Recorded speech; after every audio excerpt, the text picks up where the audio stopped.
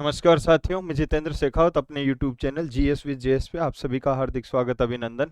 और हम जो पढ़ रहे हैं उस टॉपिक का नाम है स्थानीय स्वशासन। स्थानीय स्वशासन के अंतर्गत हम जो पढ़ रहे हैं वो है पंचायती राज व्यवस्था।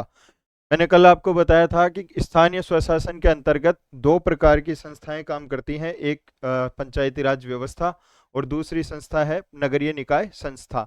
नगरीय निकाय संस्था जो है शहरी क्षेत्र के लिए है, जबकि ग्रामीण क्षेत्र के लिए पंचायती राज व्यवस्था।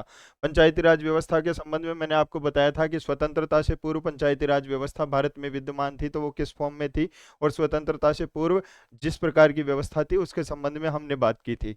उसके बाद में स्वतंत्रता के पश्चात जो है स्थानीय स्वशासन या पंचायती राज व्यवस्था को जिस फॉर्म में लागू किया उसकी भी हमने बात की थी। उसके बाद बात की थी हमने कि पंचायती राज व्यवस्था को मजबूत करने के लिए केंद्र सरकार और राज्य सरकार द्वारा विभिन्न समितियों का गठन किया गया, और उन समितियों द्वारा जो भी सिफारिशें केंद्र सरकार को या राज्य सरकार को दी गई उनमें से बहुत सारी सिफारिशें लागू की गई। अंततः 1992 में एक संविधान संशोधन पारित होता है, 73वां संविधान संशोधन अधिनियम, और इसके तहत स्थानीय स्वशासन वाले पंचायती राज व्यवस्था को जो है संविधान में दर्जा मिलता है। 74वें संविधान संशोधन के अंतर्गत जो है शहरी निकाय नगरीय निकायों को पंचायती राज स्थानीय स्वशासन के अंतर्गत दर्जा मिलता है। मैंने कल आपको बताया था कि भारत में सरकार तीन प्रकार की काम करती है, एक केंद्र सरकार, दूसरी राज्य सरकार और तीसरी सरकार की जिसकी बात हमने की थी उस सरकार का नाम है स्थानीय सरकार।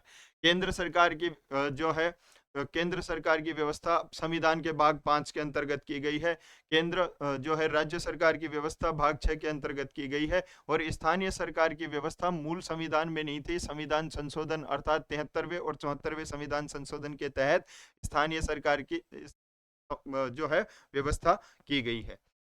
हमने कल जो चीजें देखी थी उसमें सबसे पहली चीज थी स्वतंत्रता से पूर्व पंचायती राज व्यवस्था भारत में, उसके बाद स्वतंत्रता के पश्चात पंचायती राज व्यवस्था, और लास्ट में हमने बात की थी जो समितियों के संबंध में केंद्र सरकार की और राज्य सरकार की।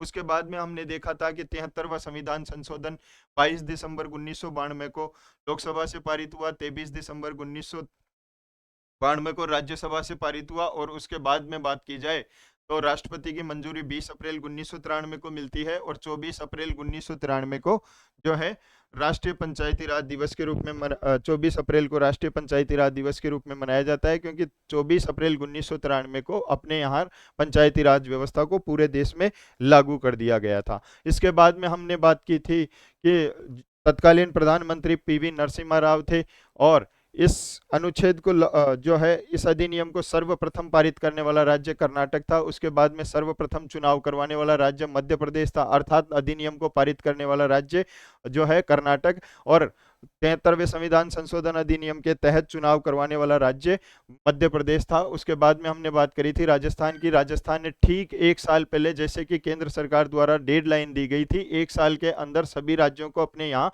पंचायती राज अधिनियम पारित करना होगा, पंचायती राज संस्थाओं का गठन करना होगा, और उनका चुनाव करवा के और पंचायती राज संस्थाओं के माध्यम से स्थानीय जो है शासन को बढ़ावा देने का काम किया जाएगा। यह काम राज्य सूची के विषय के अंतर्गत रखा गया, इसलिए विधानमंडल द्वारा इसके संबंध में प्रावधान बनाए जाएंगे। ये बात अपन ने करी थी 23 अप्रैल 1994 को, यानी कि ठीक एक साल बाद में 23 अप्रैल 1994 को राजस्थान पंचायती राज अधिनियम पारित होता है, और इस दिन 23 अप्रैल को राजस्थान पंचायती राज दिवस मनाया जाता है। 24 अप्रैल को राष्ट्रीय पंचायती राज दिवस और 23 अप्रैल को राजस्थान पंचायती राज दिवस के रूप में मनाया जाता है।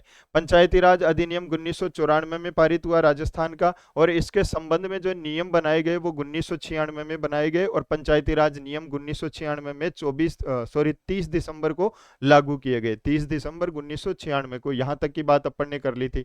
73वें संविधान संशोधन की बात करें तो इसको भाग 9 के अंतर्गत रखा गया है, अनुच्छेद 243 में रखा गया है। 243 अनुच्छेद के तहत 16 अनुच्छेदों की व्यवस्था की गई है, जो 16 प्रावधान किए गए हैं अनुच्छेद 243 से लेकर 243 ओ तक। उसके बाद में बात करें तो इसको अनुसूची 11 में रखा गया है, और 29 विषय पंचायती राज संस्थाओं को काम करने के लिए दी गई है। 29 में से कितने विषय पंचायती राज संस्थाओं को काम के लिए दिए जा सकते हैं, इसकी व्यवस्था राज्य विधानमंडल द्वारा की जाएगी, अर्थात वो चाहे तो 29 विषय पंचायती राज संस्थाओं को काम करने के लिए दे सकता है, और वो चाहे तो 29 से कम विषय भी पंचायती राज संस्थाओं को राज्य विधानमंडल द्वारा अलॉट किए जा सकते हैं। तो यहाँ हमने 73वें संविधान संशोधन के बारे में बात करनी है, और 73वें संविधान संशोधन की बात हमने कल यहाँ तक कर ली थी।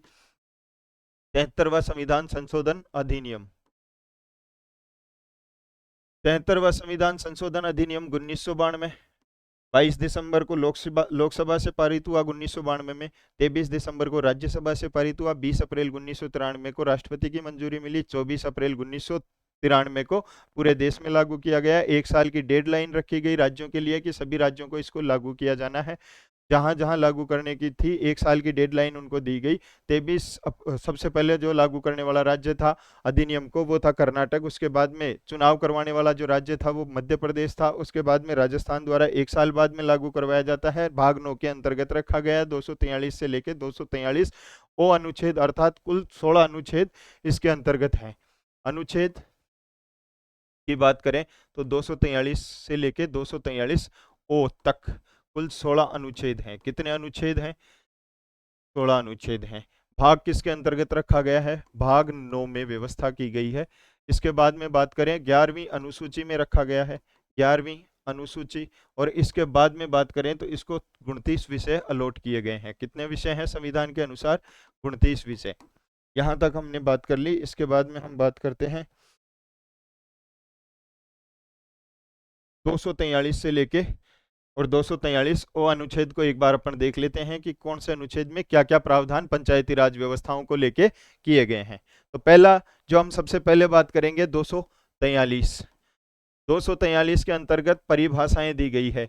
परिभाषा किस चीज की दी गई है? तो परिभाषाएं दी गई हैं आपके ग्राम सभा की, ग्राम सभा, ग्राम पंचायत, पंचायत समिति, जिला परिषद आदि की परिभाषाएं 243 के अंतर्गत दी गई हैं।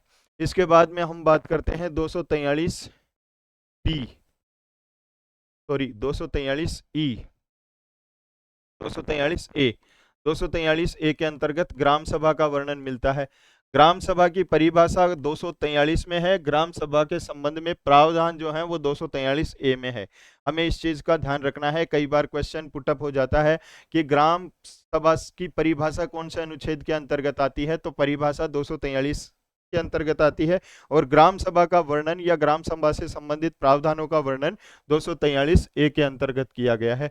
उसके बाद में हम बात करते हैं 243 बी। और 243 बी की बात करें तो ग्राम पंचायती राज संस्थाओं के गठन की बात की गई है। किसकी बात की गई है? पंचायती राज संस्थाओं के गठन की बात बी के अंतर्गत की गई है। 243 सी में संरचना की बात की गई है। संरचना की बात की गई है। 243 डी में जो बात की गई है वो आरक्षण से संबंधित बात की गई है। आरक्षण से संबंधित प्रावधान 243 डी में किए गए हैं। 243 ई के अंतर्गत कार्यकाल का प्रावधान है। यह हम बात कर रहे हैं पंचायती राज संस्थाओं की, जिसके अंतर्गत ग्राम पंचायत, पंचायत समिति और जिला परिषद का प्रावधान है। त्रिस्तरीय व्यवस्था का प्रावधान है, जो कि हम गठन वाले भाग में देखेंगे। एक बार हम ये देख लेते हैं कि कौन सा प्रावधान किस अनुच्छेद के तहत किया गया है। उसके बाद हम प्रत्येक जो प्रावधान को है वो डिटेल रूप में देख लेंगे एक बार, और इसको किस प्रकार से याद रखा जा सकता है इसके बारे में भी चर्चा करेंगे। लेकिन यहाँ देख लेते हैं हम 243 एफ के बारे में बात करते हैं। तो यहाँ दिया गया है अयोग्यता या निर्हरताओं की बात की गई है। सदस्यों के अयोग्यताएं या फिर निर्हरताएं किसके अंतर्गत आती हैं? तो ये आती हैं आपके 243 एफ के अंतर्गत। इसके बाद में हम 243 जी की बात करें तो जी में कार्य, पंचायती राज संस्थाओं के कार्य या फिर उनकी शक्तियां या उनके प्राधिकार की बात करते हैं। शक्तियां या कार्य की बात 243 जी के अंतर्गत आती है। 243 एच के अंतर्गत जो व्यवस्था की गई है, 243 एच के अंतर्गत व्यवस्था की गई है करारोपण की, अर्थात पंचायती राज संस्थाओं द्वारा कुछ कर लगाए जा सकते हैं और उन्हें संग्रहित किया जा सकता है अगर राज्य जो है विधानमंडल इसके लिए प्रावधान करता है। तो राज्य विधानमंडल द्वारा प्रावधान किए जाते हैं। हम ये भी देखेंगे इस टॉपिक के अंतर्गत। यहाँ 73वें संविधान संशोधन में कुछ प्रावधान ऐसे हैं जो अनिवार्य प्रावधान हैं, अर्थात वो सभी राज्य सरकारों को लागू करने ही हैं। इसके अलावा कुछ प्रावधान हैं जो स्वैच्छिक हैं, अर्थात कोई राज्य सरकार या राज्य विधानमंडल चाहे तो उन्हें लागू कर भी सकता है, और वो चाहे जिस रूप में उनको लागू कर सकता है, उनमें कुछ संशोधन करके भी उनको लागू किया जा सकता है। नहीं लागू किया जाए तो भी ठीक है, और लागू किया जाता है तो वो अपने अकॉर्डिंग लागू कर सकते हैं। तो अनिवार्य प्रावधान और स्वैच्छिक प्रावधानों को देखेंगे, लेकिन उससे पहले हम देख लेते हैं 243H करारोपण की शक्ति। करारोपण की शक्ति राज्य विधानमंडल द्वारा प्रावधान किया जा सकता है। 243HI, इसके अंतर्गत वित्त आयोग का गठन। वित्त आयोग, वित्त आयोग की बात 243 आई के अंतर्गत की गई है। 243J के अंतर्गत बात की गई है लेखा परीक्षा, अर्थात पंचायती राज संस्थाओं ने साल भर के अंतर्गत क्या काम किए हैं उनकी ऑडिट किए जाना, और इसके लिए भी प्रावधान राज्य सरकार द्वारा या राज्य विधानमंडल द्वारा किया जा सकता है। 243J के अंतर्गत आता है। 243K के अंतर्गत आता है निर्वाचन आयोग। निर्वाचन आयोग। और इसके बाद में हम बात करते हैं 243L।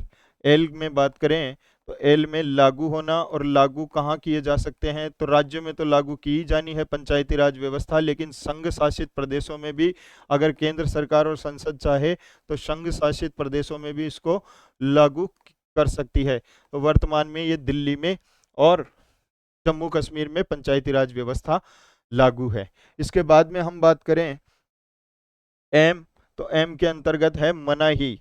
मनाही का तात्पर्य है कि कुछ जगह पे इसके लिए मनाही है कि कुछ राज्यों में पंचायती राज व्यवस्थाओं को लागू करने से मना किया गया है, अर्थात उन क्षेत्रों में कुछ जगह पे लागू ना होना। कुछ जगहों पे लागू होना एल में, मनाही अर्थात एम में कुछ क्षेत्रों में लागू नहीं होना, कुछ क्षेत्रों में लागू होने पर मनाही। और लास्ट भाग की अगर बात करें, सॉरी, इसके बाद में हम एन की बात करें तो 243 एन के अंतर्गत बात करें तो जब 73वां संविधान संशोधन 1992 में लागू हुआ, उस टाइम भी ग्राम पंचायतों, पंचायत समिति और जिला परिषदों को लेके अनेक सारी विधियां राज्य सरकारों द्वारा बनाई गई थी, और कुछ संस्थाएं उस टाइम पंचायती राज संस्थाएं काम कर रही थी। तो उस टाइम एन के अंतर्गत एक व्यवस्था की गई, चाहे राज्य चाहे तो उन विधियों को जैसे पहले से तैयारी है वैसे रख सकता है, या फिर उनको संशोधित कर सकता है, हो संभव तो उनको संविधान से या फिर अपने यहाँ जो अधिनियम उन्होंने पारित कर रखे हैं उनसे निकाल भी सकता है। अर्थात विधियों को बने रहना या फिर नहीं बने रहना है, ये डिसीजन विधान मंडल के द्वारा लिया जाएगा। इसके बाद में अगर बात करें 243 में, तो कुछ संस्थाएं जो पहले से काम कर रही हैं तो वो हो सकता है राज्य विधानमंडल के ऊपर है तो वो बनी रह सकती है, या फिर उनको भंग भी किया जा सकता है, ऐसी व्यवस्था। तो विधि एवं संस्था का बने रहना। 73वें संविधान संशोधन में यह व्यवस्था की गई कि पहले से जो विद्यमान विधि है या फिर संस्था है उसको 73वां संविधान संशोधन द्वारा खारिज नहीं किया जाता है, ये राज्य विधानमंडल के ऊपर छोड़ा जाता है। 243 ओ की बात करें तो 243 ओ में व्यवस्था की गई कि न्यायालय द्वारा पंचायती राज संस्थाओं के चुनाव में हस्तक्षेप नहीं किया जाएगा। निर्वाचन के संबंध में जो समस्त निर्णय हैं वो निर्वाचन आयोग द्वारा लिए जाएंगे, चाहे वो परिसीमन से संबंधित हो या पंचायतों को सीटों का आवंटन से संबंधित हो। समस्त मामले जो हैं किसके द्वारा देखे जाएंगे? निर्वाचन आयोग के द्वारा। इसका तात्पर्य है कि न्यायालय का अहस्तक्षेप, न्यायालय द्वारा न्यायालय के हस्तक्षेप का वर्जन। तो इस प्रकार से ये जो 16 अनुच्छेद हैं इसकी हमने बात करी है। तो सबसे पहले हमने देखा है कि 243 में परिभाषाएं दी गई है, 243 ए में ग्राम सभा की बात की गई है, 243 बी में गठन की बात की गई है, 243 सी में संरचना की बात की गई है, डी में आरक्षण की बात की गई है, ई में कार्यकाल की बात की गई है, एफ में अयोग्यताएं की बात की गई है, जी में कार्य शक्तियों की बात की गई है, एच में करारोपण की बात की गई है, 243 आई में वित्त आयोग की, 243 जे में लेखा परीक्षा की, 243 के में निर्वाचन आयोग की, और एल यानी कि संघ शासित प्रदेशों में भी इसको लागू किया जा सकता है। पंचायती राज व्यवस्था को 243 एल के अंतर्गत इस बात को बताया गया है और 243 एम में मनाही की गई है, कुछ क्षेत्रों में इसको लागू नहीं किया जाना है पंचायती राज व्यवस्था को। 243 एन के अंतर्गत बात की गई है कि वर्तमान में जो मतलब तत्कालीन 1992 के अंतर्गत जो विधियां बनी हुई है पंचायती राज संस्थाओं के लिए राज्यों द्वारा जो बनाई गई हैं, वो चाहे राज्य विधानमंडल के ऊपर छोड़ दिया, चाहे तो बनी रह सकती है और वो उनको खारिज भी कर सकता है। इसी प्रकार संस्थाओं को भी वो भंग कर सकता है और चाहे तो उनको बने रहने दे सकता है। उसके बाद में हम बात करते हैं सबसे पहले इनको किस तरीके से याद किया जा सकता है, फिर एक एक प्रावधान को हम देख लेंगे कि किसके बारे में डिटेल में कि क्या क्या प्रावधान जो है 73वें संविधान संशोधन में संसद के द्वारा संविधान संशोधन के माध्यम से किए गए हैं। सबसे पहले हम देखेंगे 243 ए में परिभाषाएं। 243 में परिभाषाएं। ए में ग्राम सभा। ए में ग्राम सभा इस तरीके से याद रखना है आपको। बी यानी बनाना यानी गठन करना। फिर सी के अंतर्गत संरचना। सी से संरचना। डी से आरक्षण। सबसे ज्यादा डिमांड आरक्षण की रहती है, तो डिमांड जिस चीज की है, किस चीज की है, आरक्षण डिमांड।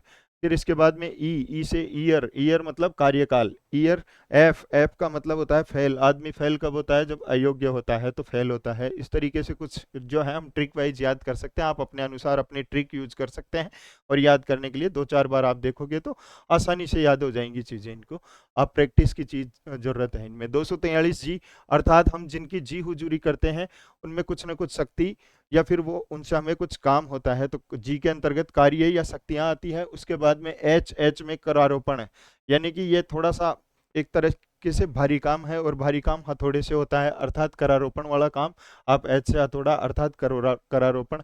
आई का मतलब है इनकम और इनकम का संबंध किससे होता है, वित्त आयोग का गठन आई के अंतर्गत किया गया। जैसे आप जूनियर अकाउंटेंट ले सकते हैं और जूनियर अकाउंटेंट का काम क्या है, लेखा परीक्षाएं करना है।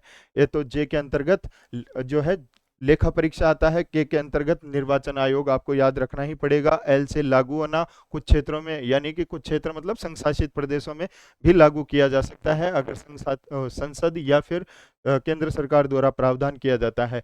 एम में मनाही है कुछ क्षेत्रों में लागू होने से, तो इसको रोका गया है।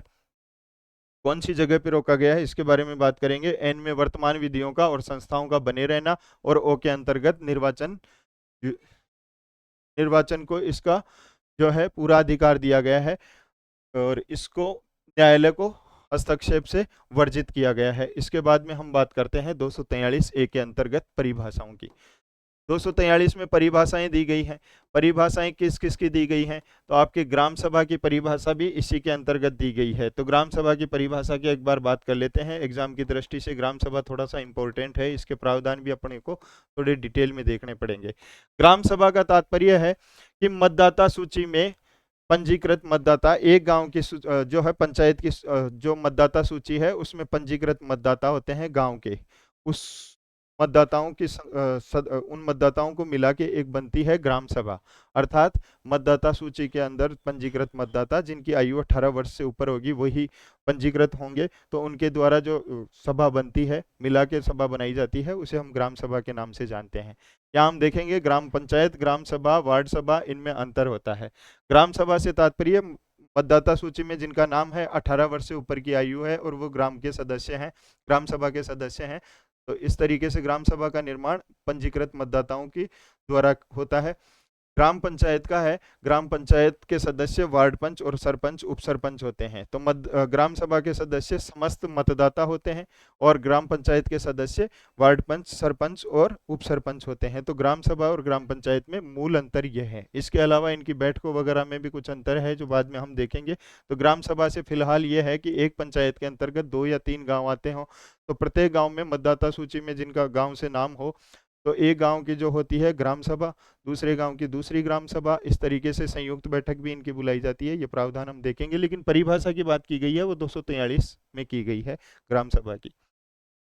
ग्राम की परिभाषा, पंचायत की परिभाषा, पंचायत समिति की परिभाषा, इसके बाद में जिला परिषद की परिभाषा भी इसी के अंतर्गत दी गई है।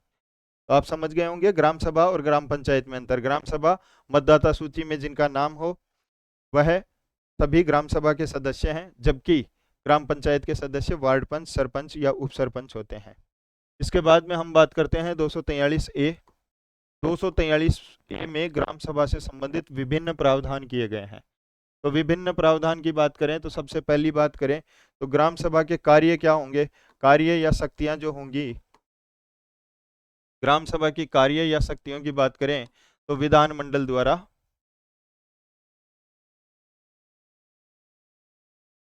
निर्धारित किया जाएगा कि ग्राम सभा के कार्य और शक्तियां क्या होगी, विधानमंडल द्वारा निर्धारित किया जाएगा। उसके बाद में अगर बात करें तो इसे पंचायती राज की बुनियादी इकाई कहा जाता है। आपसे अगर पूछा जाए कि पंचायती राज की बुनियादी इकाई किसे कहा जाता है, वार्ड सभा को, ग्राम सभा को, ग्राम पंचायत को, पंचायत समिति को, तो हमें उत्तर देना है कि ग्राम सभा को पंचायती राज की बुनियादी इकाई कहा जाता है। राजस्थान की प्रथम ग्राम सभा को, तो राजस्थान की प्रथम ग्राम सभा मुहाना मंडी है। राजस्थान की प्रथम ग्राम सभा मुहाना मंडी। इसके बाद में हम बात करते हैं तो इसकी बैठक, ग्राम सभा की बैठक, तो बैठक की अध्यक्षता जो की जाती है वो सरपंच के द्वारा की जाती है। बैठक सरपंच द्वारा ही बुलाई जाती है, अध्यक्षता भी सरपंच के द्वारा ही की जाती है। बैठक की अध्यक्षता सरपंच द्वारा ग्राम सभा की। अगर सरपंच अनुपस्थित है तो उप सरपंच के द्वारा, और अगर दोनों अनुपस्थित हैं, सरपंच भी उपस्थित नहीं है और उप सरपंच भी उपस्थित नहीं है, तो ग्राम सभा की बैठक में जितने भी सदस्य जो हैं आए हैं उनमें बहुमत के आधार पर अपने में से डिसीजन ले लिया जाता है कि किसको अध्यक्ष बनाया जाना है। तो बैठक सामान्यतः 4 बैठक होती है वर्ष में, सामान्यतः 4 बैठक। कब कब होती है, तो 4 बैठक होती है। एक 26 जनवरी को, 26 जनवरी, 1 मई, इसके बाद में बात करें 15 अगस्त, और एक अगर बात की जाए तो आपका है 2 अक्टूबर, महात्मा गांधी जयंती। तो ये 4 बैठक जरूरी है साल में, 26 जनवरी, 1 मई, 15 अगस्त और 2 अक्टूबर। ये 4 सामान्यतः, अगर फिर भी किसी कारण से ये 4 बैठक नहीं होती है तो न्यूनतम 2 बैठक तो आवश्यक है ही है। न्यूनतम 2 बैठक अनिवार्य। किसकी, ग्राम सभा की। हम ग्राम सभा की बात कर रहे हैं। ग्राम सभा जो मतदाता सूची में जिन व्यक्तियों का नाम है उन सबको मिला के और ग्राम सभा का निर्माण होता है। ग्राम सभा के अंतर्गत हम बात कर रहे हैं तो कार्य शक्तियों का जो है निर्धारण विधानमंडल द्वारा किया जाता है। पंचायती राज का बुनियादी इकाई इसको कहा जाता है। राजस्थान की प्रथम ग्राम पंचायत जो है मुहाना मंडी थी। इसके बाद में बैठक की बात करें तो अध्यक्षता सरपंच द्वारा की जाती है। ग्राम सभा बुलाई भी सरपंच के द्वारा जाती है। उसके बाद में अगर सरपंच नहीं है तो उप सरपंच के द्वारा, उप सरपंच सरपंच दोनों नहीं है तो बहुमत के आधार पर डिसीजन लिया जाता है जिसे अध्यक्ष बनाया जाता है। उसके बाद में बैठक की बात करें तो सालाना 4 बैठक होती है, एक 26 जनवरी को, 1 मई को, इसके बाद में 15 अगस्त को और 2 अक्टूबर को। 26 जनवरी, 15 अगस्त तो है ही, 1 मई मजदूर दिवस और 2 अक्टूबर महात्मा गांधी जयंती, ये दोनों भी याद रखनी है आपको। इस प्रकार न्यूनतम 2 बैठक अनिवार्य है। अगर ये 4 बैठक संभव नहीं हो पाती है किसी परिस्थिति में तो कम से कम 2 बैठक तो करनी ही है। इसके बाद में अगर बात करें तो बैठक का जो स्थान है या समय है, कब बैठक की जानी है और कहाँ पे बैठक की जानी है, इसका निर्धारण भी सरपंच के द्वारा किया जाता है। अगर सरपंच नहीं है तो उप सरपंच के द्वारा किया जाता है। दोनों अनुपस्थित हैं तो फिर ये जो डिसीजन है ये ग्राम सेवक या फिर जो ग्राम विकास अधिकारी है उसके द्वारा लिया जाता है। ग्राम विकास अधिकारी अपने यहाँ जो भी कार्य होते हैं ग्राम सभा में उनका जो है पंजीकरण या फिर उनको लिखता है रजिस्टर में, ये काम ग्राम विकास अधिकारी के द्वारा किया जाता है। गणपूर्ति की बात करें तो बैठक की गणपूर्ति के अंतर्गत हम मानते हैं कि 1/10 सदस्य अर्थात 10% सदस्य अर्थात 500 सदस्य हैं ग्राम सभा के अंतर्गत, तो 50 सदस्य इसमें उपस्थित होने ही चाहिए। तो गणपूर्ति 1/10। इसके अलावा जैसे कभी कभार गणपूर्ति नहीं हो पाती है तो फिर ये बैठक स्थगित की जाती है, तो 30 दिन बाद पुनः बैठक का आयोजन किया जा सकता है। और अगर फिर भी गणपूर्ति नहीं होती है तो पुराने जो सब्जेक्ट थे या पुराने जो विषय थे जिन पे चर्चा की जानी थी ग्राम सभा में, उन्हीं विषयों पे गणपूर्ति के अभाव में भी जो है ग्राम सभा का आयोजन किया जा सकता है और वहां डिसीजन लिए जा सकते हैं। लेकिन 3 बार अगर लगातार गणपूर्ति का अभाव रहता है तो ये जिम्मेदारी सरपंच की रहती है कि गणपूर्ति क्यों नहीं हो पा जो है गणपूर्ति क्यों नहीं हो पा रही है, और फिर इसके लिए उसको नोटिस दिया जाता है सरपंच को, और 2 बार फिर से नहीं रहती है तो उसके खिलाफ कार्रवाई की जाती है, और सही से उसका कारण बताओ नोटिस का उसके द्वारा जवाब नहीं दिया जाता है तो सरपंच को बर्खास्त किया जा सकता है। 3 बार के लिए जिम्मेदार ठहराया जाता है, नोटिस दिया जाता है, 2 बार पुनः नहीं रहती है तो कार्रवाई की जाती है, और फिर संतुष्टिपरक जवाब नहीं देने पे बर्खास्त किया जा सकता है। ये गणपूर्ति की बात हम कर रहे हैं। सबसे पहले कितनी गणपूर्ति आवश्यक है? 1/10। उसके बाद में हम बात कर रहे हैं कि गणपूर्ति दोबारा भी नहीं होती है, 30 दिन बाद में पुनः बैठक करवाई जाती है, तो फिर पुराने मुद्दों पे डिसीजन लिया जा सकता है, नया विषय नहीं लाया जाएगा लेकिन डिसीजन लिया जा सकता है। लेकिन 3 बार अगर गणपूर्ति नहीं होती है तो सरपंच जिम्मेदार होगा, 2 बार का और उसको मौका दिया जाएगा, फिर उसके खिलाफ कार्रवाई की जा सकती है, और सही कारण नहीं बताने पर उसको नोटिस उसको बर्खास्त किया जा सकता है। इसके बाद में हम ग्राम सभा की बैठक की बात करें तो 3 प्रकार की और बैठक होती है। एक संयुक्त बैठक, जैसा कि मैंने पहले बताया था कि एक पंचायत में 2 या 3 गांव होते हैं, तो अलग अलग ग्राम सभा की बैठक जब की जाती है तो उसी को हम संयुक्त बैठक कहते हैं। एक से अधिक गांवों की बैठक जब एक साथ की जाए तो उसे संयुक्त बैठक कहते हैं। संयुक्त बैठक की अध्यक्षता सरपंच के द्वारा की जाती है। तो संयुक्त बैठक एक से अधिक ग्राम सभाओं की बैठक संयुक्त बैठक की जाती है। तो अध्यक्षता किसके द्वारा की जाती है? अध्यक्षता सरपंच के द्वारा की जाती है। इसमें गणपूर्ति अलग प्रकार की है। 5% या 10 सदस्य जो भी कम हो, और ये कब? दोनों से नहीं, प्रत्येक से, प्रत्येक ग्राम सभा से। तो यहाँ हम ग्राम सभा को इतना डिटेल में इसलिए पढ़ रहे हैं क्योंकि ग्राम सभा से आजकल जो है क्वेश्चन बहुत ज़्यादा पूछे जा रहे हैं एग्जाम में, इसलिए हम ग्राम सभा को थोड़ा डिटेल में पढ़ लेंगे। इसके अलावा एक बैठक जिसके ऊपर बात करेंगे वो है वार्षिक बैठक। ये ग्राम सभा की बैठकें हैं। वार्षिक बैठक उसको कहते हैं जो वित्तीय वर्ष स्टार्ट होने से पहले से 3 माह पूर्व जो बैठक की जाती है उसको अपन वार्षिक बैठक के नाम से जानते हैं। तीसरी है विशेष बैठक। विशेष बैठक किसे कहते हैं? तो विशेष बैठक अपन उसको कहते हैं जब कोई अर्जेंट काम हो और जिसको किया जाना जरूरी हो, तो ग्राम सभा के जो सदस्य हैं उनके द्वारा सचिव को इसके बारे में लिखित सूचना देनी पड़ती है, और लिखित सूचना वो या तो 5% सदस्य या 25 सदस्य, इनमें से जो भी अधिक हो उनके द्वारा दी जाती है। तो विशेष बैठक के लिए सूचना किसके द्वारा दी जाती है? किसको दी जाती है? तो सूचना ग्राम सेवक को दी जाती है या ग्राम विकास अधिकारी को दी जाती है? अधिकारी को दी जाती है। कितने सदस्यों के द्वारा दी जाती है? तो 5% या 25 सदस्य, जो भी अधिक हो।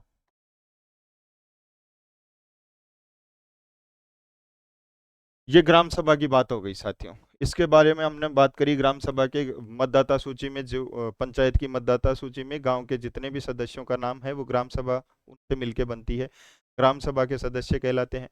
इसके बाद में ये एक बात और इसके बारे में हम देख लेंगे थोड़ा सा। जो ग्राम सभा है वो स्थायी सदन है।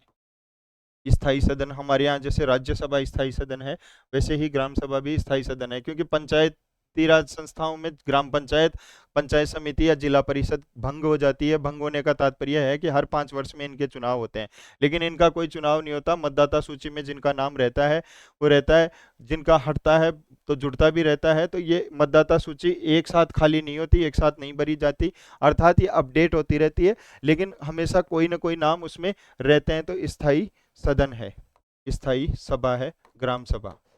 इतनी एक बात अपने को याद रखनी है। ग्राम सभा के प्रावधान के बाद में हम बात कर रहे हैं 243B गठन की।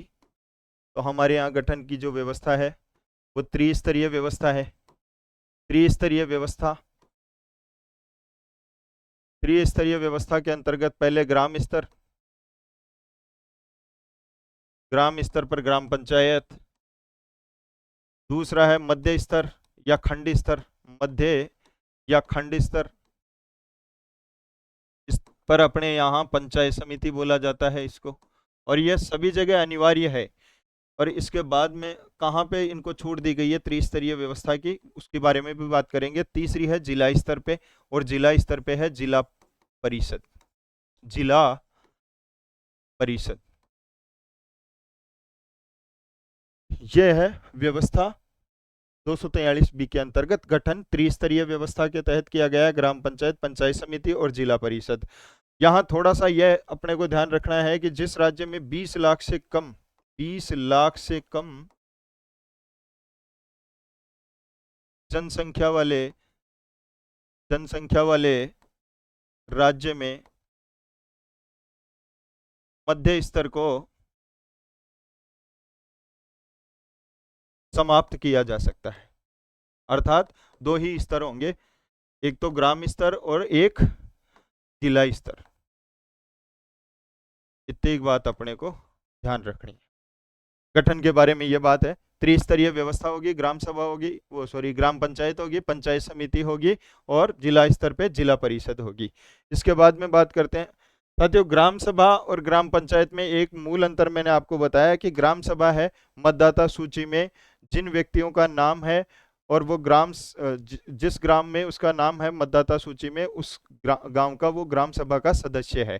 ग्राम पंचायत का सदस्य वार्ड पंच, उप सरपंच और सरपंच होते हैं। ग्राम सभा के सदस्य मतदाता सूची में जिनका भी नाम है वो ग्राम सभा के सदस्य हैं। इस प्रकार ग्राम सभा अलग चीज है और ग्राम पंचायत अलग चीज है। ग्राम सभा पंचायती राज का बुनियादी ढांचा है, जबकि जो है ग्राम पंचायत पंचायती राज का जो निम्नतम स्तर है, ग्राम स्तर, वो है। तो बुनियादी स्तर किसे कहेंगे? ग्राम सभा को कहेंगे, और जो निचला स्तर कहेंगे वो किसको कहेंगे? ग्राम पंचायत को कहेंगे। इसके बाद में हम बात करते हैं 243C। 243C के अंतर्गत संरचना की बात की गई है।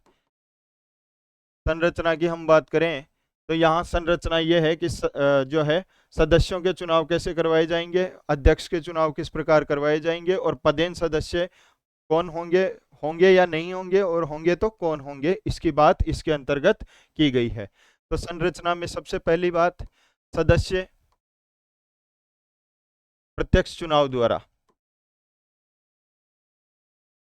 अब सदस्य क्या है? ग्राम पंचायत के मामले में यहाँ चाहे ग्राम पंचायत हो या फिर पंचायत समिति हो या फिर जिला परिषद हो, तीनों के सदस्यों का चुनाव प्रत्यक्ष चुनाव के द्वारा किया जाएगा। इसके बाद में हम बात करते हैं दूसरी, जो ग्राम पंचायत का अध्यक्ष, जिसे हमारे यहाँ सरपंच के नाम से जाना जाता है, अध्यक्ष सरपंच। तो सरपंच का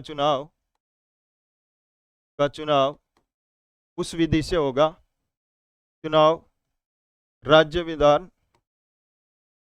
विधान मंडल द्वारा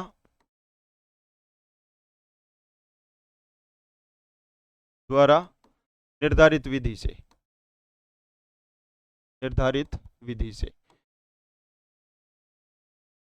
इसके बाद में जो है पंचायत समिति एवं जिला परिषद के अध्यक्ष का चुनाव अध्यक्ष अप्रत्यक्ष। अप्रत्यक्ष से तात्पर्य क्या है? अप्रत्यक्ष तात्पर्य है कि पंचायत समिति के सदस्य पंचायत समिति के अध्यक्ष को और जिला परिषद के सदस्य जिला परिषद के अध्यक्ष का निर्वाचन करेंगे। डायरेक्ट जनता इसमें भाग नहीं लेगी। तो संरचना की अगर बात की जाए तो संरचना की सबसे पहली बात यह है कि सदस्यों का चुनाव, चाहे वो ग्राम पंचायत के सदस्य हों जिन्हें हम वार्ड पंच बोलते हैं, पंचायत समिति के सदस्य हों जिन्हें हम पंचायत समिति सदस्य कहते हैं, और जिला परिषद के सदस्य हों जिन्हें हम जिला परिषद सदस्य कहते हैं, तो ये सभी का चुनाव प्रत्यक्ष निर्वाचन के द्वारा, अर्थात मतदाता सूची में जिन व्यक्तियों का नाम है उन सभी की वोटिंग के द्वारा इनका निर्वाचन किया जाएगा। ग्राम पंचायत के अध्यक्ष अर्थात सरपंच का चुनाव राज्य विधानमंडल नियम बना के बताएगा कि किस प्रकार से प्रत्यक्ष रूप से किया जाना है या अप्रत्यक्ष रूप से किया जाना है। राजस्थान की बात करें तो हमारे यहाँ प्रत्यक्ष चुनाव से ही सरपंच का चुनाव किया जाता है। उसके बाद में पंचायत समिति एवं जिला परिषद, पंचायत समिति के अध्यक्ष को हमारे यहाँ प्रधान बोलते हैं और यहाँ जिला परिषद के अध्यक्ष को हमारे यहाँ जिला प्रमुख के नाम से जाना जाता है, और इनका चुनाव अप्रत्यक्ष रूप से होगा। यह 73वें संविधान संशोधन के तहत किया गया है। और अगर पदेन सदस्य हैं तो पदेन सदस्यों की बात भी इसके अंतर्गत की गई है, तो पदेन सदस्य भी बनाए जा सकते हैं। वो किस प्रकार से होंगे आगे हम बात करेंगे इस बारे में। आगे चलते हैं 243 डी। 243 डी के अंतर्गत आरक्षण की बात करें तो आरक्षण किस प्रकार से, आरक्षण के बारे में प्रावधान किया गया है। पहला हम बात करें एससी और एसटी आरक्षण की, तो एसटी और एससी आरक्षण जनसंख्या के अनुपात में दिया जाएगा। किस प्रकार से दिया जाएगा? जनसंख्या के अनुपात में।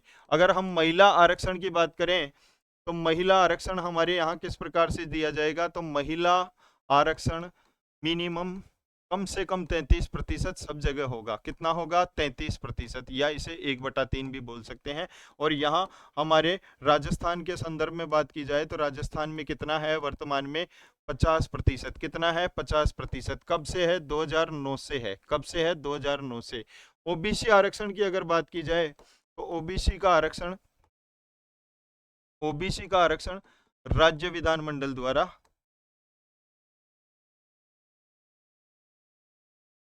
निर्धारित, अर्थात ओबीसी को आरक्षण दिया जाएगा या नहीं दिया जाएगा इसका निर्धारण, और कितना दिया जाएगा इसका निर्धारण राज्य विधानमंडल के द्वारा किया जाएगा। एससी एसटी को जनसंख्या के अनुपात में महिलाओं को 33%, राजस्थान में 50% है 2009 से। यह कम से कम 33% 73वें संविधान संशोधन का अनिवार्य प्रावधान है। ओबीसी आरक्षण राजस्थान विधानमंडल द्वारा निर्धारण इसका किया जाएगा। इसके बारे में हम बात करते हैं बाद में। 243 ई के अंतर्गत कार्यकाल की बात करें तो कार्यकाल 5 वर्ष का होगा, 5 वर्ष होगा। अगर सदस्य अध्यक्ष की बात करें, सदस्य या अध्यक्ष, तो इनका प्रथम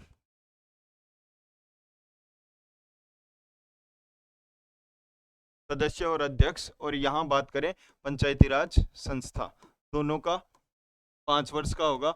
इसका प्रथम अधिवेशन जिस दिन से होगा उस दिन से 5 वर्ष होगा, प्रथम अधिवेशन से। और इनका कार्यकाल कार्यग्रहण की तिथि से 5 वर्ष। इसके बाद में बात करें तो उपचुनाव 6 माह में, अर्थात आज सीट खाली हुई है चाहे अध्यक्ष की या सदस्य की, तो 6 महीने के अंदर अंदर चुनाव करवाए जाने हैं। चुनाव में 6 महीने का समय या 6 महीने से कम का समय बच रहा है तो फिर चुनाव करवाया जाना जरूरी नहीं है।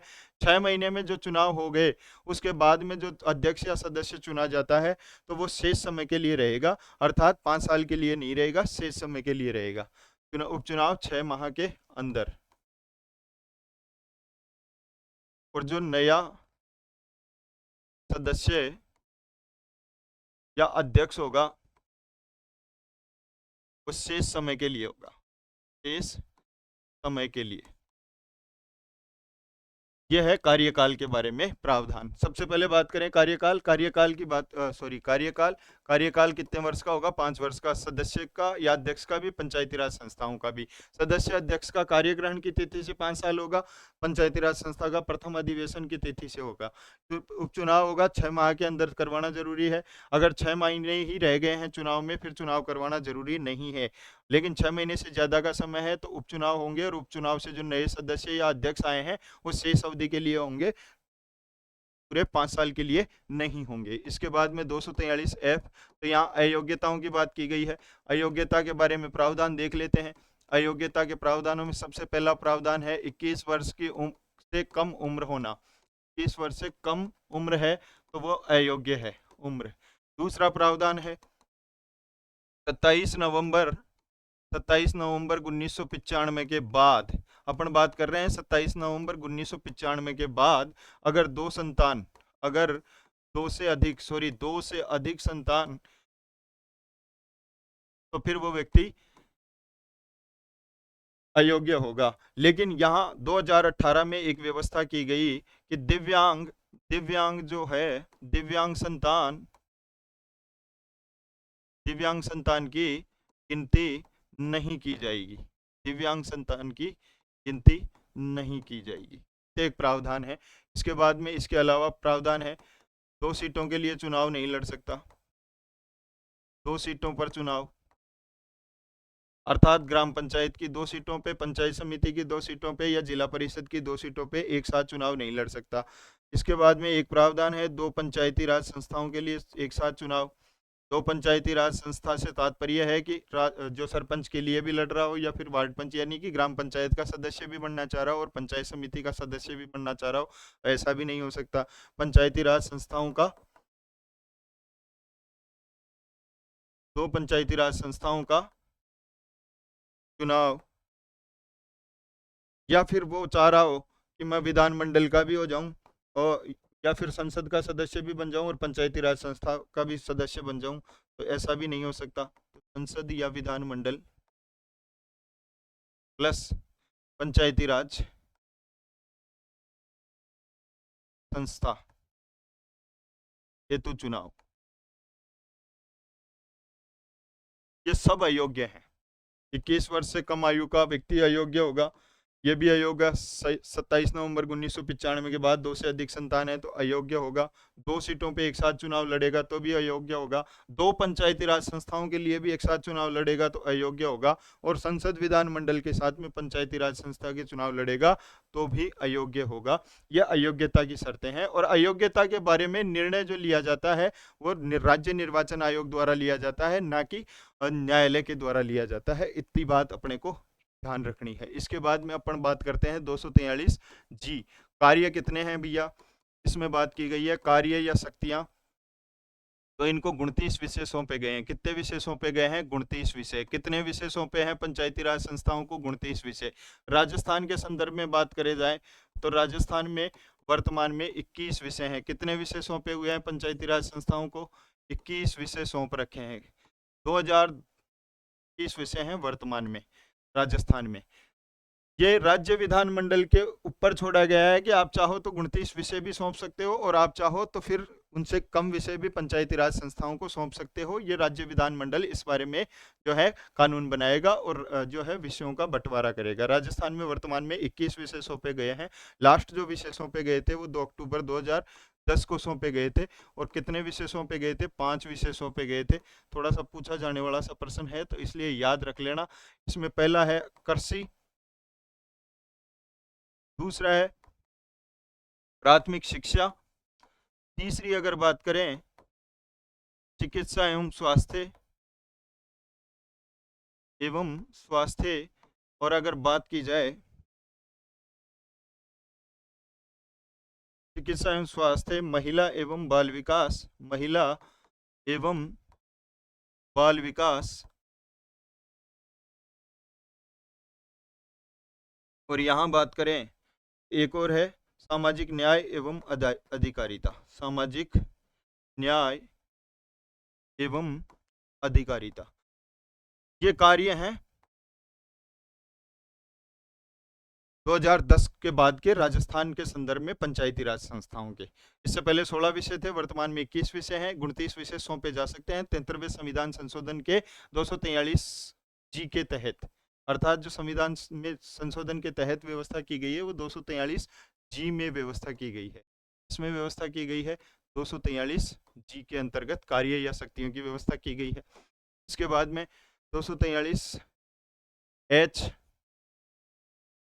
के अंतर्गत करारोपण की शक्ति, तो करारोपण कर पंचायती राज संस्थाओं द्वारा लगाए जा सकते हैं या नहीं लगाए जा सकते हैं, फिर लगाए जा सकते हैं तो किस प्रकार के कर लगाए जा सकते हैं, ये निर्णय भी विधानमंडल द्वारा लिया जाता है। तो विधान मंडल द्वारा निर्धारण। इसके बाद में बात करें 243 आई, तो वित्त आयोग होगा। वित्त आयोग होगा। ये कब व्यवस्था की गई? 73वां संविधान संशोधन अधिनियम लागू हुआ 24 अप्रैल 1993 को पूरे भारत में, और फिर कहा गया कि एक वर्ष के अंतर्गत सभी राज्यों को अपने यहाँ वित्त आयोग का गठन करना है, और उसके पश्चात हर 5 वर्ष में वित्त आयोग का गठन किया जाना है। हमारे यहाँ वर्तमान में 7वां वित्त आयोग है, उससे पहले 6 वित्त आयोग की जो सिफारिशें हैं वो कंप्लीट हो चुकी, और लास्ट जो 6ठे वित्त आयोग के अध्यक्ष थे वो प्रद्युमन सिंह थे, और पहले वित्त आयोग के अध्यक्ष की बात करें तो कृष्ण कुमार गोयल थे। इसके बाद में हम बात करें 243 आई वित्त आयोग। वित्त आयोग जो है ये इसका गठन अपने यहाँ राजस्थान में जून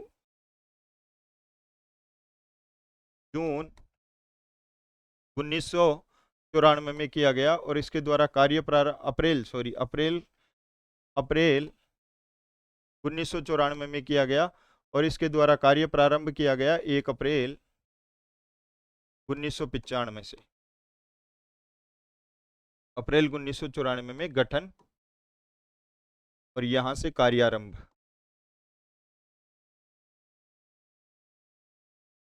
1995 से 2000 तक एक, उसके बाद में फिर टोटल अभी तक 6 हो गए, 7वां वर्तमान में अब जिसका गठन किया जाना है 7वां वित्त आयोग है। इसके बाद में हम बात करते हैं 243। अच्छा, वित्त आयोग की क्या काम है? तो वित्त आयोग का काम है कि राज्य सरकार की एक निधि होती है संचित निधि, संचित निधि में से राज्य सरकार द्वारा कितना जो पैसा है वो पंचायती राज संस्थाओं को दिया जाएगा, इसका निर्धारण वित्त आयोग द्वारा इसकी सिफारिश की जाती है। फिर वो राज्य सरकार द्वारा माने या नहीं माने उसकी बात अलग है, लेकिन सिफारिश इसके द्वारा की जाती है। राज्य की संचित निधि, राज्य की संचित निधि से पंचायती राज संस्थाओं को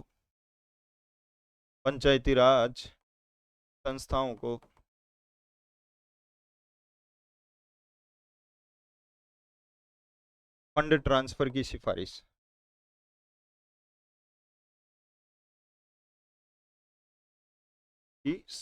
मेन काम जो है वो वित्त आयोग का ये है। इसके बाद में हम बात करते हैं 243 जे।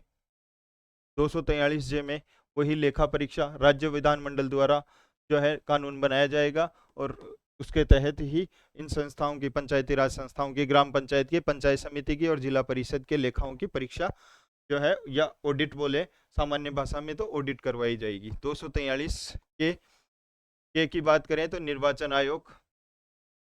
निर्वाचन आयोग का कार्य है पंचायती राज संस्थाओं के लिए चुनाव करवाना, और पंचायती राज संस्थाओं के लिए जो जून 1994 में इसका गठन किया जाता है, और जुलाई 1994 से ये कार्य प्रारंभ कर देता है निर्वाचन आयोग। और ये पंचायती राज संस्थाओं के प्रथम चुनाव 1995 में निर्वाचन आयोग द्वारा करवाए जाते हैं, और उसके बाद में 1995, 2005, 2010, 2015 और 2020 इस तरीके से 6 चुनाव निर्वाचन आयोग द्वारा किए जा चुके हैं।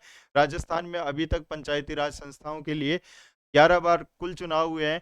1960 में प्रथम चुनाव हुए, 1960, फिर 1965, 1978, 1981 और 1988 ये चुनाव जो है पंचायती राज विभाग द्वारा करवाए गए। इसके बाद में 1995, 2000, 2005, 2010, 2015 और 2020 अभी 2025 वाले चुनाव होने हैं। ये जो चुनाव हैं ये करवाए हैं निर्वाचन आयोग के द्वारा।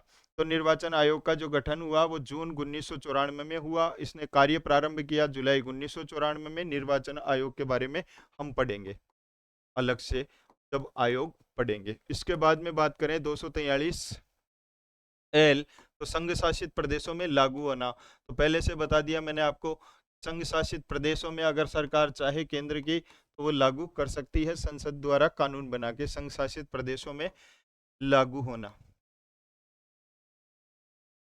इसके बाद में कुछ क्षेत्रों में मनाही ही है इस कानून के लागू होने की, तो वो कौन से क्षेत्र हैं तो उनकी बात करें तो कुछ क्षेत्रों में कुछ क्षेत्रों में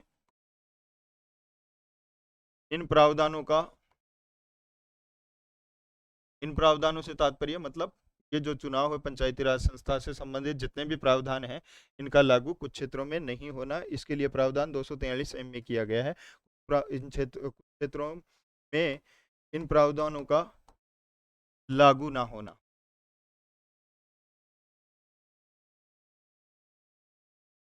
इसके बाद में बात, ये कौन से क्षेत्र हैं, तो एक तो आपका सीधे सीधे मोटा मोटा याद रखना चाहो तो एक नागालैंड में लागू नहीं है, इसके अलावा मिजोरम, मेघालय, ये 3 जिलों में तो लागू है ही नहीं। मणिपुर का पहाड़ी क्षेत्र, मणिपुर का पहाड़ी क्षेत्र। इसके बाद में बात करें तो दार्जिलिंग का पर्वतीय क्षेत्र, दार्जिलिंग पश्चिमी बंगाल का दार्जिलिंग के का पर्वतीय क्षेत्र, इसके अंतर्गत ये लागू नहीं है। इसके बाद में इतना कोई इंपॉर्टेंट नहीं है, बस ये याद रख लेना कि इसके अंतर्गत कौन सा प्रावधान किया गया है, एम के अंतर्गत, तो कुछ क्षेत्रों में लागू नहीं होना। क्षेत्र याद हो नहीं हो इतना इंपॉर्टेंट नहीं है, बड़ी एग्जाम्स में पूछ लिए जाते हैं कभी कभार क्षेत्र, ये थोड़ा सा ध्यान रख लेना, ठीक है। उसके बाद में 243 एन, तो तत्समय विद्यमान विधि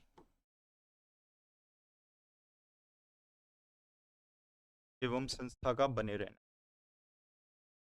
पंचायती राज संस्थाओं से जो भी रिलेटेड कानून अगर किसी राज्य ने बना रखे थे तो वो राज्य जब तक उनको निरसित या फिर एक तरीके से संशोधित नहीं कर देता है तब तक वो विधियां बनी रहेंगी। 1900 जो 92 में 73वां संविधान संशोधन हुआ है उसका उस पर कोई प्रभाव नहीं पड़ेगा। उसके अलावा संस्था अगर कोई पहले से काम कर रही है तो वो पंचायती राज संस्था विधानमंडल द्वारा जब तक भंग नहीं किया जाए तब तक वो संस्था बनी रह सकती है। 243 एन में यह है। 243 ओ की बात की जाए तो 243 ओ में ये बात की गई है कि भैया जो है न्यायालय का हस्तक्षेप का वर्जन है, इन चुनावों के लिए न्यायालय के हस्तक्षेप का वर्जन है।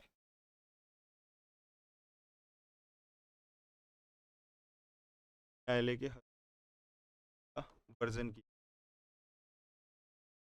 इसको वर्जित माना है न्यायालय के हस्तक्षेप को। इतनी बात अपन ने कर ली। तो सबसे पहला अपन ने देखा 243 में जो है परिभाषाएं, 243 ए में ग्राम सभा से संबंधित प्रावधान, 243 बी में गठन, 243 सी में जो है अपने संरचना, 243 डी में अपन ने आरक्षण की बात करी है, 243 ई के अंतर्गत हमने जो है कार्यकाल की बात की है, 243 एफ के अंतर्गत हमने योग्यताओं की बात करी है, 243 जी के अंतर्गत कार्य या शक्तियों की बात की है, 243 जो एच में करारोपण की, 243 आई के अंतर्गत वित्त आयोग की, 243 के में लेखा परीक्षा की और 243 के अंतर्गत जो है अपन ने निर्वाचन आयोग की, 243 एल में लागू होना मतलब संघ शासित प्रदेशों में, एम में मनाई यानी कुछ क्षेत्रों में लागू नहीं होना, एन के अंतर्गत विद्यमान जो विधियां हैं उनका बने रहना, संस्थाओं का बने रहना, ओ में न्यायालय के हस्तक्षेप का वर्जन किया गया है। ये बात हमने देख ली। इसके बाद में हम बात करते हैं अनिवार्य प्रावधान।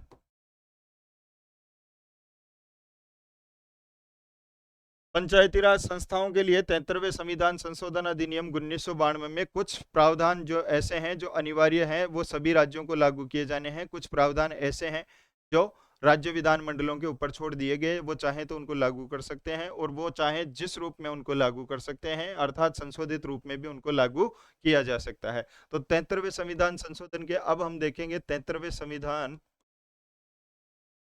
संशोधन के 73वें संविधान संशोधन अधिनियम के अनिवार्य एवं स्वैच्छिक प्रावधान, स्वैच्छिक प्रावधान। अनिवार्य प्रावधान कौन से हैं भैया? सबसे पहले हम देख लेते हैं अनिवार्य प्रावधान। अनिवार्य प्रावधान की अगर बात की जाए तो पहला है ग्राम सभा होगी ही होगी, प्रत्येक राज्य में ग्राम सभा का गठन किया जाना है। मैंने पहले भी आपको बताया है कि ग्राम सभा पंचायती राज की बुनियादी इकाई है। ग्राम सभा तो रहेगी, हर जगह रहेगी, प्रत्येक राज्य में रहेगी। अनिवार्य प्रावधान किया गया है 73वें संविधान संशोधन अधिनियम के माध्यम से केंद्र सरकार द्वारा। इसके बाद में बात करें केंद्र सरकार बोले तो संसद द्वारा। इसके बाद में बात करें ग्राम सभा के बाद में 21 वर्ष आयु न्यूनतम, अर्थात इससे कम आयु का व्यक्ति सदस्य या अध्यक्ष के लिए चुनाव नहीं लड़ सकता। तीसरी अगर बात करें अपन तो त्रिस्तरीय व्यवस्था, त्रिस्तरीय व्यवस्था। चौथी अगर अपन बात करें तो यहाँ 5 वर्ष में नियमित चुनाव, नियमित चुनाव ये व्यवस्था है। इसके बाद में छठी जो बात करें हम आरक्षण को लेके है, आरक्षण तो होगा एससी एसटी को, एससी और एसटी को जनसंख्या के अनुपात में।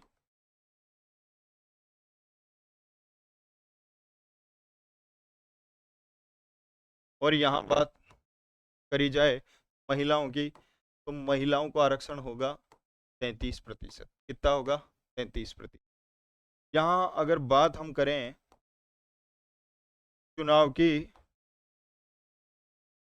तो सदस्य प्रत्यक्ष चुनाव द्वारा, यहाँ सदस्यों से तात्पर्य वही ग्राम पंचायत के हों, चाहे पंचायत समिति के या जिला परिषद के, किसी के भी सदस्य हों, सदस्यों का चुनाव प्रत्यक्ष चुनाव द्वारा किया जाएगा। और ये जो अध्यक्ष एक ग्राम पंचायत का, ग्राम पंचायत के अध्यक्ष की बात करें, इसके लिए जो रीति बनाई जाएगी वो राज्य विधान मंडल द्वारा बनाई जाएगी, राज्य विधान मंडल द्वारा निर्धारित विधि से। इसके बाद में अपन बात करें संस्थाओं की, तो 2 संस्थाएं बहुत जरूरी है। एक संस्था की बात करें तो 2 संस्था जरूरी है, एक वित्त आयोग का गठन, वित्त आयोग का गठन, और एक निर्वाचन आयोग।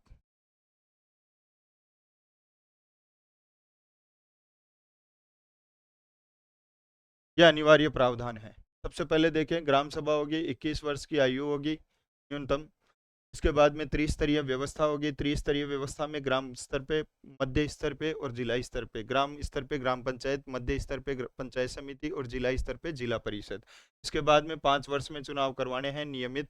आरक्षण की बात करें, एससी एसटी को आरक्षण दिया जाएगा, जनसंख्या के अनुपात में महिलाओं को आरक्षण दिया जाएगा 33%। चुनाव की बात करें, सदस्य प्रत्यक्ष चुनाव द्वारा, अध्यक्ष राज्य की जो है राज्य द्वारा निर्धारित, राज्य विधानमंडल द्वारा निर्धारित विधि से इसका वो किया जाएगा। और फिर यहाँ बात करें ग्राम पंचायत अध्यक्ष की, इसलिए यहाँ संस्थाओं की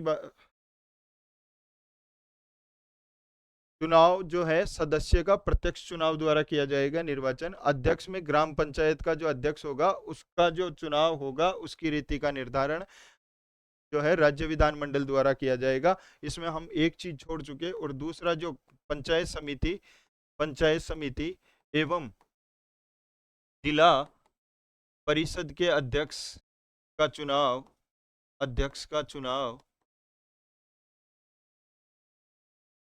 सदस्यों द्वारा किया जाएगा, अर्थात पंचायत समिति सदस्यों द्वारा प्रधान का चुनाव और पंचायत जिला प्रमुख का चुनाव जिला परिषद के सदस्यों के द्वारा किया जाएगा। इतनी बात याद रखनी है अनिवार्य में। संस्था, वित्त आयोग का गठन और निर्वाचन आयोग का गठन 2-3 बार देखेंगे अपन तो ये आराम से याद हो जाएंगे। सबसे पहला ग्राम सभा होगी, त्रिस्तरीय व्यवस्था होगी, 21 वर्ष की आयु होगी, 5 वर्ष में चुनाव करवाने हैं।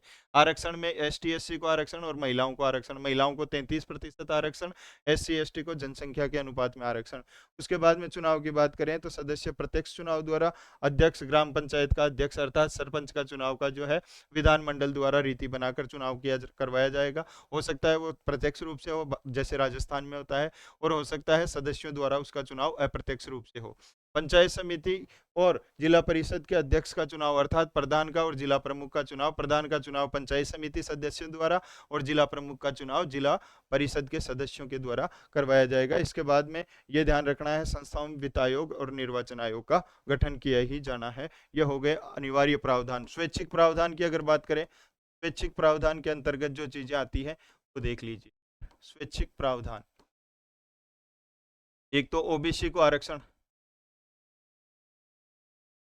ये राज्य विधानमंडल के ऊपर छोड़ा गया है, दिया जाना है या नहीं दिया जाना है, कितना दिया जाना है। इसके बाद में दूसरी बात, वित्तीय अधिकार, अर्थात पंचायती राज व्यवस्थाओं को पंचायती राज संस्थाओं को कितना वित्त राज्य सरकार द्वारा दिया जाएगा, ये राज्य विधानमंडल के ऊपर छोड़ दिया गया। राज्य अपने अपने हिसाब से, कई राज्य इनको बहुत ज्यादा पैसा देते हैं, कई राज्य बिल्कुल कम पैसा देते हैं। इस वजह से कुछ पंचायती राज संस्थाएं आज भी एक तरीके से केवल संस्थाएं मात्र हैं, उनका विकास में ज्यादा योगदान नहीं है। वित्तीय अधिकार राज्य विधानमंडल के ऊपर छोड़ा गया है। मैंने पहले भी आपको बताया था कि 29 में से कितने विषय, 29 में से कितने विषय उनको देने हैं। तो ये बात अपन इस तरीके से करते हैं कि शक्तियों का अधिकार, शक्तियों के वितरण का अधिकार,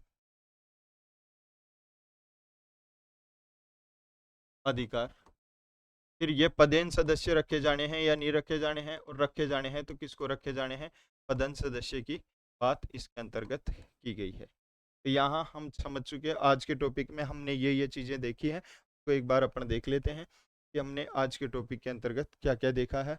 आज हमने 73वें संविधान संशोधन के अंतर्गत विभिन्न प्रावधान और उन प्रावधानों को डिटेल में थोड़ा सा देखा है।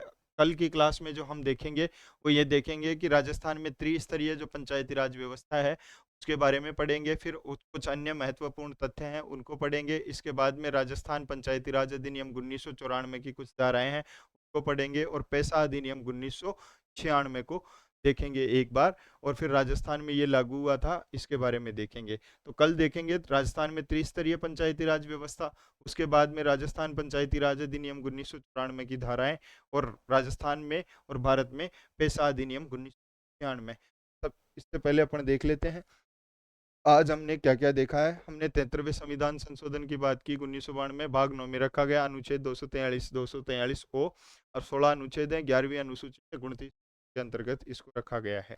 उसके बाद में हम बात करते हैं, तो हमने 243 में परिभाषाएं, 243 में ग्राम सभा, 243 बी में गठन, 243 सी में संरचना, 243 डी में आरक्षण, 243 ई में कार्यकाल जो है, एफ में अयोग्यताएं, जी में कार्य या शक्तियां, एच के अंतर्गत करारोपण, आई में वित्त आयोग, जे में लेखा परीक्षा, के में निर्वाचन आयोग, एल में लागू होना अर्थात संघ शासित प्रदेशों में, और एम में मनाही अर्थात कुछ क्षेत्रों में इसको लागू करने से मना किया गया।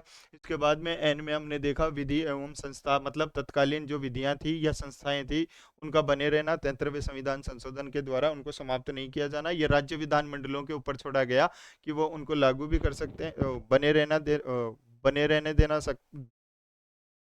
बने वो विधि या संस्थाएं हैं बने रह सकते हैं, या फिर उनको विधानमंडल द्वारा खारिज भी किया जा सकता है। फिर इसके बाद में 243 ओ न्यायालय के हस्तक्षेप का वर्जन किया गया है। इसके बाद में हमने डिटेल में एक एक चीज को देखा है। इन प्रावधानों को 243 ए में 243 में परिभाषाएं दी गई है। ग्राम सभा की परिभाषा का तात्पर्य, ग्राम सभा मतलब पंचायत की जो मतदाता सूची है उसमें पंजीकृत मतदाताओं को मिला के ग्राम सभा का निर्माण होता है। ग्राम पंचायत अलग चीज होती है, ग्राम सभा अलग चीज होती है, इसको अपन ने देख लिया। 243 में कार्य शक्तियां वित्त जो है ग्राम सभा की वो विधानमंडल द्वारा निर्धारित की जाती है। दूसरी, पंचायती राज का बुनियादी इकाई इसको कहा जाता है। राजस्थान की प्रथम ग्राम सभा मुआना मंडी बैठक की बात करें तो अध्यक्षता सरपंच द्वारा सामान्यतः 4 बैठक बुलाई जाती है, अगर संभव नहीं है तो फिर 2 कम से कम बैठक तो बुलाई जानी है। गणपूर्ति की बात करें तो 1/10 होगी। उसके अलावा अन्य बैठकें होती है ग्राम सभा की, संयुक्त बैठक जिसकी गणपूर्ति की बात कर ली, वार्षिक बैठक होती है, विशेष बैठक होती है, ज्यादा इंपॉर्टेंट नहीं है, थोड़ा सा आप देख लेना। इसके बाद में 243 में गठन त्रिस्तरीय व्यवस्था होगी, ग्राम स्तर, मध्य स्तर और जिला स्तर की। ये इसके बाद में हमने बात की तो संरचना की, संरचना में सदस्यों का चुनाव प्रत्यक्ष निर्वाचन से होगा, अर्थात चाहे वो ग्राम पंचायत का हो, पंचायत समिति का हो या फिर जिला परिषद का सदस्य हो, सभी का चुनाव प्रत्यक्ष निर्वाचन से होगा। इसके बाद में हम बात करें ग्राम पंचायत का अध्यक्ष का चुनाव राज्य विधानमंडल अपने अनुसार विधि बनाकर उनका चुनाव करवा सकता है। इसके बाद में अप्रत्यक्ष चुनाव से चुने जाएंगे पंचायत समिति का अध्यक्ष अर्थात प्रधान और जिला परिषद का अध्यक्ष जिला प्रमुख अप्रत्यक्ष रीति से चुने जाएंगे और पदेन सदस्यों को भी जगह दी जा सकती है। इस प्रकार से यह संरचना होगी पंचायती राज संस्थाओं की। इसके बाद में हम बात करें आरक्षण की, तो SC ST को जनसंख्या के अनुपात में महिलाओं को 33% आरक्षण, राजस्थान में वर्तमान में महिलाओं को 50% आरक्षण है और ये 2009 से है। उसके बाद में OBC आरक्षण की बात करें तो राज्य विधानमंडल द्वारा निर्धारित किया जाता है कि OBC को जो है आरक्षण दिया जाना है या नहीं, और दिया जाना है तो कितना दिया जाना है। 243 में कार्यकाल, ई से मतलब ईयर से कार्यकाल 5 वर्ष, 5 वर्ष पंचायती राज संस्थाओं का प्रथम अधिवेशन से और जो सदस्यों और अध्यक्षों का पद ग्रहण की तिथि से। उपचुनाव 6 माह के अंदर करवाए जाने हैं। अगर उपचुनाव जो अगले चुनाव हैं उनमें 6 महीने या उससे कम समय बचा है तो चुनाव करवाना जरूरी नहीं है, लेकिन 6 महीने से ज्यादा का समय बचा हुआ है तो फिर निर्वाचन करवाया जाना है। और जो नए सदस्य या अध्यक्ष चुने जाएंगे वो शेष समय के लिए रहेंगे, न कि 5 वर्ष के लिए, अर्थात जो वर्तमान पंचायती राज संस्था का कार्यकाल है उस कार्यकाल के लिए वो रहेंगे। अयोग्यता की बात की जाए तो 21 वर्ष से कम उम्र हो तो वो अयोग्य होगा। 27 नवंबर 1995 के बाद अगर 2 संतानों से अधिक संतान है तो फिर वो अयोग्य होगा, लेकिन इसमें दिव्यांग संतान को नहीं गिना जाएगा। ये 2018 में प्रावधान किया गया। 2 सीटों पर चुनाव लड़ेगा तो नहीं होगा, ग्राम पंचायत की हो, चाहे पंचायत समिति की हो या जिला परिषद की हो।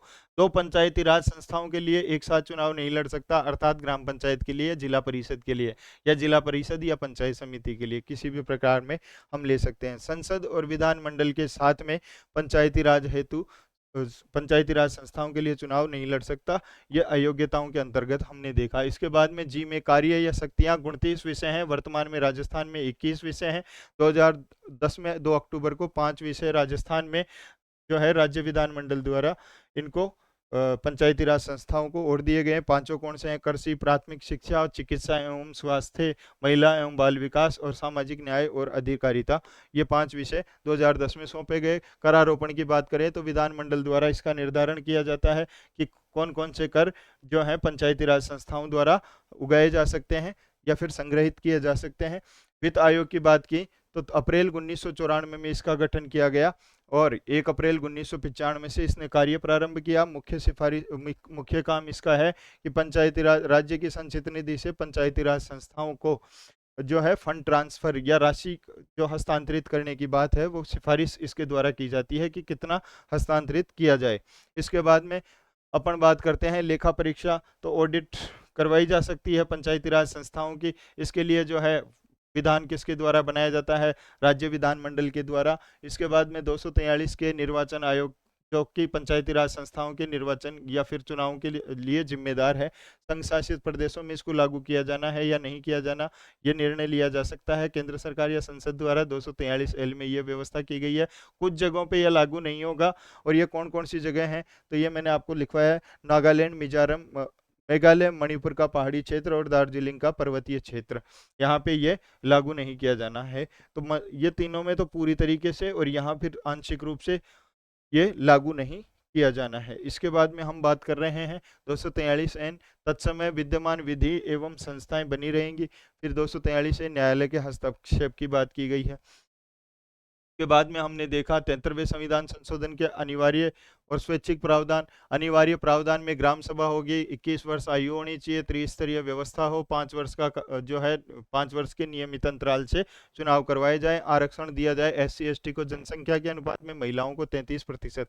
चुनाव सदस्यों का चुनाव प्रत्यक्ष विधि द्वारा किया जाएगा और ग्राम पंचायत के अध्यक्ष का चुनाव राज्य विधानमंडल द्वारा विधि बनाकर किया जाएगा।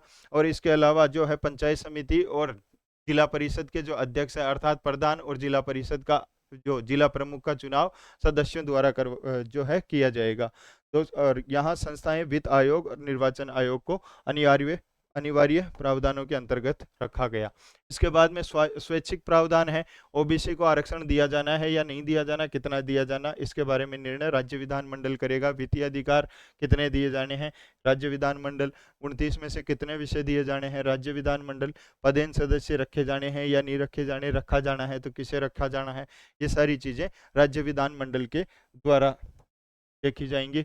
तो ये साथियों आज का टॉपिक था। इसमें हमने 73वें संविधान संशोधन के तहत किए गए विभिन्न प्रावधानों को देखा और हमने देखा कि कुछ अनिवार्य प्रावधान है और कुछ स्वैच्छिक प्रावधान है। अनिवार्य प्रावधान से तात्पर्य है कि 73वें संविधान संशोधन के द्वारा जो है समस्त राज्यों में एक समान होंगे और उनको समस्त राज्यों को लागू किया जाना है, उन्हें हम अनिवार्य प्रावधान कहते हैं। और जो प्रावधान राज्य विधानमंडलों के ऊपर छोड़ दिए गए उनको हम स्वैच्छिक प्रावधान के तहत कहते हैं। तो हमने आज देखा है विभिन्न प्रावधान, जिसके अंतर्गत फिर 16 अनुच्छेदों को देखा और फिर कुछ जो अनिवार्य प्रावधान थे, कुछ स्वैच्छिक प्रावधान थे, उनको देखा। अगली क्लास में हम देखेंगे राजस्थान में त्रिस्तरीय पंचायती राज व्यवस्था और फिर उसके बाद में हम देखेंगे राजस्थान पंचायती राज अधिनियम 1994 की मुख्य धाराएं जो 124 तक हैं, उनको अलग अलग जो है मोस्ट इंपॉर्टेंट उनको देखेंगे। उसके बाद में पैसा अधिनियम 1996 को देखेंगे और ये टॉपिक लगभग हमारा कंप्लीट होगा तीसरी क्लास में। बहुत बहुत धन्यवाद। थैंक यू साथियों।